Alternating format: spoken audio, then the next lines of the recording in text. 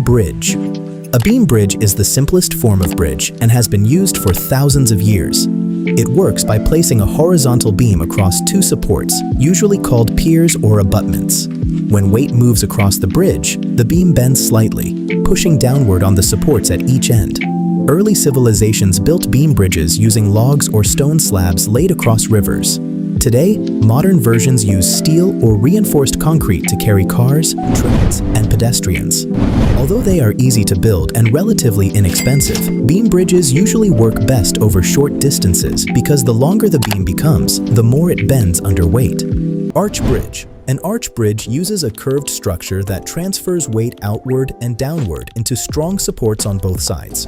The curved shape is the key to its strength, allowing the bridge to carry heavy loads without collapsing. Arch bridges date back to ancient Rome, where builders used stone and precise engineering to create structures that still stand today. When vehicles move across the bridge, the pressure pushes along the curve of the arch and into the ground at the ends. Modern arch bridges may be built from steel or concrete, but the basic principle remains the same. The design is both strong and visually striking, which is why many famous bridges around the world use this form. Suspension bridge. A suspension bridge hangs its roadway from large cables that are draped between tall towers. These main cables carry the weight of the bridge and distribute it into the towers and anchor points on land. Smaller vertical cables connect the roadway to the main cables, holding the deck in place. This design allows suspension bridges to span extremely long distances, making them ideal for crossing wide rivers or bays. Famous examples include the Golden Gate Bridge in San Francisco. Because the structure can flex slightly in wind and movement, it remains stable even over very long spans.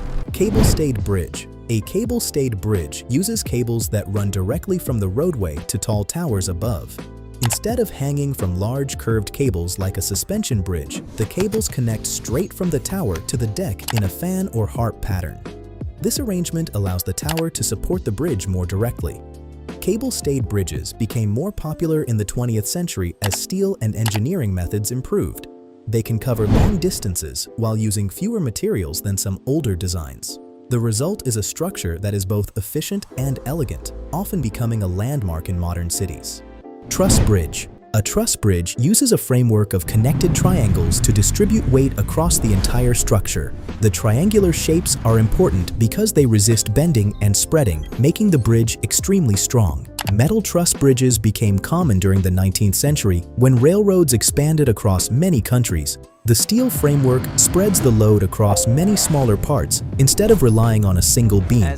Because of this design, truss bridges can carry very heavy loads such as trains and trucks. Their geometric pattern also makes them easy to recognize from a distance. Cantilever bridge. A cantilever bridge is built using structures that extend outward from supports without needing immediate support underneath the ends. These projecting arms, called cantilevers, hold up a central section that connects them. Engineers often build the bridge outward from the towers until the two sides meet in the middle.